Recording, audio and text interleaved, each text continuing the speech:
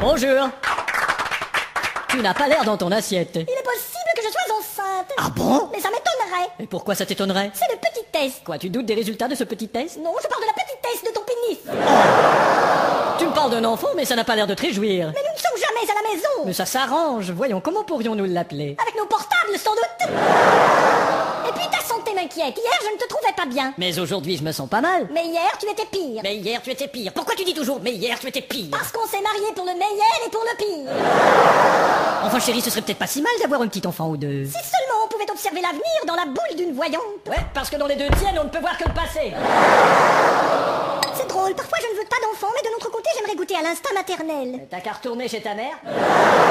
C'est toi maintenant qui est négatif. Chérie, tu connais le poids de ma frustration face à mes conditions de travail. Et comment? Eh bien, je viens d'avoir une augmentation. Enfin, un meilleur salaire? Non, une augmentation du poids de ma frustration face à mes conditions.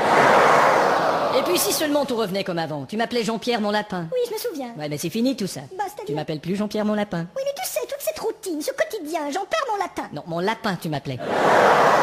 Et puis n'oublie pas que ton père est dans la maison. Oui, mais chérie. Et il ne me parle que de guerre. Tout ce qu'il me raconte, c'est des choses de la guerre. Et tout ce qu'il a dans la bouche, c'est guerre. Mais non, c'est parce qu'il se gargarise, regarde. Dis-moi, est-ce que t'as remis le colis au facteur aujourd'hui? Oui, mais je crains que... Quoi, tu crains qu'il puisse perdre notre envoi? Non, qu'il puisse être le père de notre enfant.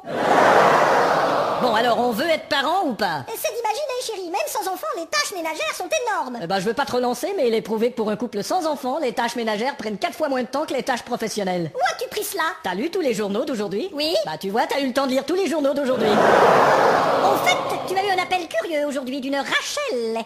Rachel. Rachel. Oh, elle est vérificatrice pour nos livres. C'est une fonctionnaire du revenu. Ah oui? Eh ben pourtant, je l'ai trouvée plutôt froide et maladroite. Ah bon? Du genre qui se mêle pas de ses ognons. Elle a balbutié des choses difficiles à croire et a raccroché très vite. Bah, c'est ce que je t'ai dit, c'est une fonctionnaire du revenu.